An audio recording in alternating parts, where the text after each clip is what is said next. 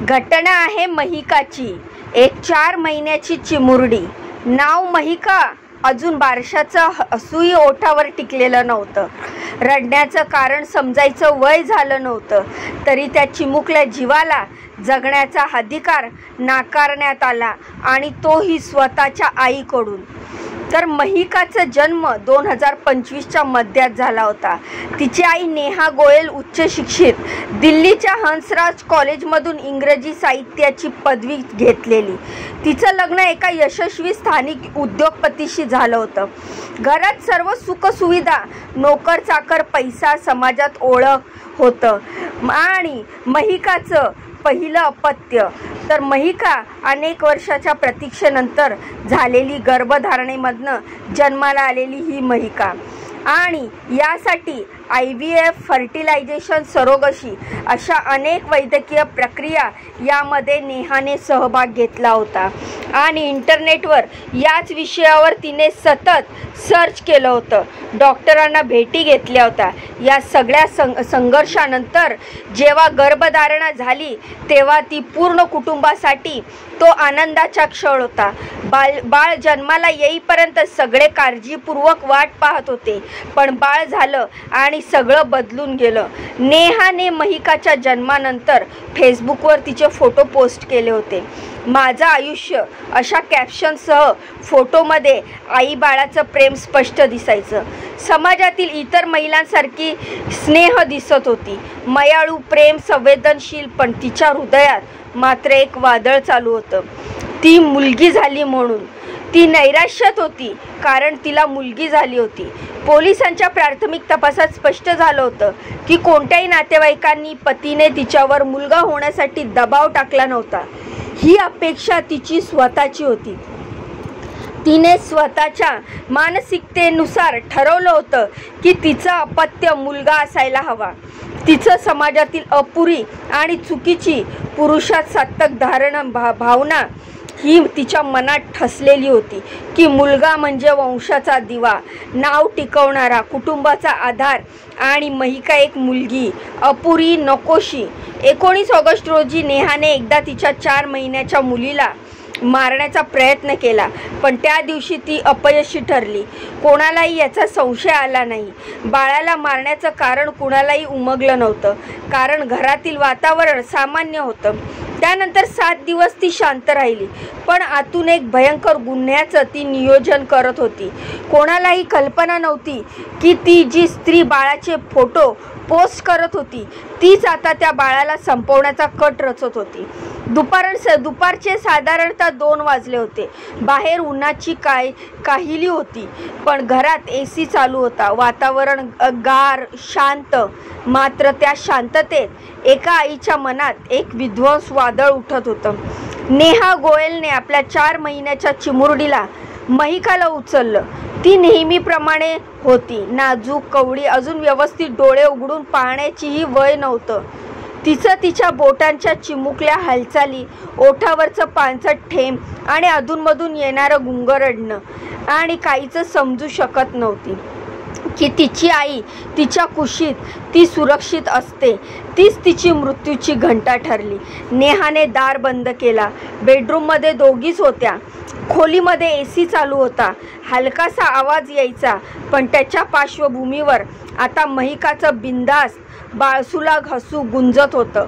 नेहाने बाळाला हळूच आपल्या मांडीवर घेतलं। ती काही क्षण तिच्याकडे पाहत राहिली। डोळ्यातून पाणी आलं होतं, कदाचित पश्चाताप, कदाचित अंतर्गत तडफड, किंवा फक्त क्षणिक भावनांचा विस्फोट, पण ते पाणी तिला रोखू शकलं नाही। ती उठली आणि हळूच स्वयंपाकघरात गेली।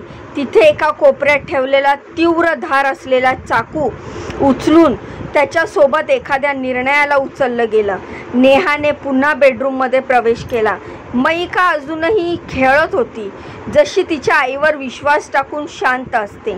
नेहा तिच्या दिशेने वळली आणि त्या निष्पाप जीवाच्या जवळ बसली। ती थरथरत होती, पण आत कुठेतरी तिला हे करणं गरजेचं होतं। असं वाटत होतं मुलगा हवा होता। हा विचार तिच्या डोळ्यात आवाज करत होता, ही नाही, हिला नको। तीच स्वतःचं मत कोणत्याही दबावाशिवाय महिकाने त्या क्षणी आईकडे पाहून हलके हसू देण्याचा प्रयत्न केला. अनोळखीपणाचा मागसमुगसही नव्हता. नेहाने डोळे मिटले. तिचा श्वास खोल गेला आणि एका क्षणात, एका चाकूच्या एकाच फटक्याने तिने महिकाचा गळा चिरला. एक लहानसा काप, पण महिकासाठी तो अखेरचा श्वास होता. बाळाने तरफडायला सुरुवात केली, पण त्या क्षणी नेहाच्या डोळ्यात घाबरलेली रडारड उमटली. पण हात थांबले नाही. महिकाचं शरीर झटपट थंड होत गेलं. तिच्या नखांनी आईचा हात पकडण्याचा प्रयत्न केला. शेवटच्या साक्षी आणि नखांवरचं रक्त आलं. तेच पुढे नेहाच्या अटकेचा पुरावा ठरलं. ती खूप वेळ बघत राहिली, शांत शून्य नजर लावून. तिने बाळाचं शरीर उचललं. बाळ आता ताठर झालं होतं, पण डोळे उघडे होते. आईकडे पाहणारे ते डोळे कदाचित एकच प्रश्न विचारत होते, आई मी काय केलं होतं ग? बाळाला मारल्यानंतर नेहाने तिचा मृतदेह घरातील एअर कंडिशनरच्या कॅबिनेटमध्ये लपवून ठेवला. त्यानंतर आपल्या खोलीत परत जाऊन ती रक्ताचे डाग पुसू लागली आणि काही वेळातच सगळ्यांसमोर आली आणि बाळ हरवल्याची तक्रार करत पोलीस बोलावले गेले. हरवलेली मुलगी म्हणून केस दाखल झाली, पण पोलिसांच्या अनुभवी नजरेत काहीतरी गडबड दिसू लागली. नेहाचं वर्तन अतिशय नियंत्रित होतं. तिचं दुःख बनावटसारखं वाटत होतं. तिच्या चेहऱ्यावर दुःख, भीती, काळजी सगळं अभिनय होतं.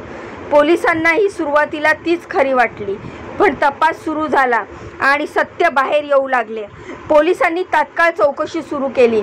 नेहा गोयलच्या वागण्यात काहीतरी गडबड आहे हे त्यांच्या लक्षात आलं. महिकाच्या नखावर रक्ताचे डाग आढळलेले होते. तिच्या शेवटच्या झगड्याचे पुरावे या आधारावर पोलिसांनी नेहाला संशयित म्हणून ताब्यात घेतलं. 2 आठवड्याच्या चौकशीनंतर 27 ऑगस्टला पोलिसांनी तिच्या बेडरूमची तपासणी केली. तेव्हा बेडरूममधून स्वयंपाकघराला एक चाकू जप्त करण्यात आला. महिकाच्या हत्येसाठी वापरलेलं हत्यार अतिरिक्त पोलीस उपायुक्त राजेश कुमार यांनी या संदर्भात माहिती दिली. त्यांनी सांगितलं की नेहानं मुलगा व्हावा म्हणून स्वतःच्या मुलीची हत्या केली आणि ते हत्यार लपून ठेवलं. नेहाच्या प्रकरणात सर्वात मोठा प्रश्न उभा राहतो, एक शिक्षित, सुसंस्कृत, संपन्न स्त्री स्वतःच्या मुलीला कशी मारू शकते? हा गुन्हा केवळ शारीरिक नव्हता, तर तो एक विकृत परिणाम होता.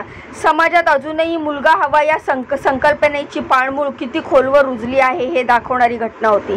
नेहा गोयल कुटुंब तिला नाकारत नव्हतं. नवऱ्याचा तिने उल्लेखही करत नव्हती. तिच्यावर कोणत्याही बाहेरून दडपण नव्हतं, तरीही तिने हे पाऊल उचललं. कदाचित ती मानसिक नैराश्यात होती, कदाचित तिच्या मनात संशयाच्या अपेक्षाचं भय होतं, पण कोणत्याही परिस्थितीत एका आईने असं पाऊल उचलून हे समजू शकणार नाहीये. आणि आईने महिकाचा मृत्यू हा केवळ एका निष्पाप जीवाचं निधन नव्हतं, तर तो होता एका मातृत्वाच्या अपयशाचं चित्र. आईने म्हटलं की हे बाळासाठी प्रेम आणि हे शर्त अमर असतं. पण या प्रकरणानं समाजाला दाखवून दिलं की जर मानसिक विकृती चुकीची असेल तर आत्मकेंद्रित विचारसरणी यांनी डोकं वर काढलं तर आईचं काळीजही निर्दयी बनू शकतं. शास्त्रीनगरच्या त्या घरात आता ना महिका आहे, ना तिचं हसू आहे, ना रडणे. उरलाय तो फक्त एक प्रश्न, या घटनेतून आपण काय शिकावं? तर मुलगा किंवा मुलगी याचा फरक न करता प्रत्येक बाळाचं आयुष्य तितकंच मौल्यवान असतं. आई होणं म्हणजे केवळ जन्म देणं नव्हे, तर प्रेम, सुरक्षा आणि समर्पण देणं आहे. लिंगभेद, समाजाच्या चुकीच्या अपेक्षा आणि मानसिक अडथळे यामुळे एका आईच्या हातून तिच्या मुलीचा जीव घेतला जात असेल तर समाज म्हणून आपल्याला जागं होणं अत्यावश्यक आहे. मुलगा किंवा मुलगी हे बाळ सगळ्यातच सुंदर असतं. त्याचा जीव घेताना आपण मानवतेचा खून करतोय. कोणताही मानसिक द्वंद्व असेल तर त्यावर बोलायला शिक्षा अडकून राहिलेलं दुःख अनेकदा हत्येचं कारण बनतं. स्त्रीने जर स्त्री गुण किंवा विरोधात पाऊल उचललं तर आपण समानतेच्या स्वप्नांपासून फार दूर आहेत. प्रेम करा, स्वीकार करा आणि प्रत्येक जीवाचं अस्तित्व सन्मानाने जपा. ही घटना ऐकून याविषयी आपल्याला काय वाटतं? या घटनेबद्दल आपल्या काय प्रतिक्रिया आहेत? मला कमेंटच्या माध्यमातून नक्की सांगा. जाण्याआधी या माहितीला लाईक करा, चॅनलला सबस्क्राईब करा. तुमच्या या बहिणीला पुढे जाण्याचा एक चान्स नक्कीच द्या. भेटूया पुढच्या माहितीमध्ये अशीच दमदार आणि लेटेस्ट अपडेट घेऊन. तोपर्यंत स्वतःची काळजी घ्या. बाय बाय आणि नमस्कार.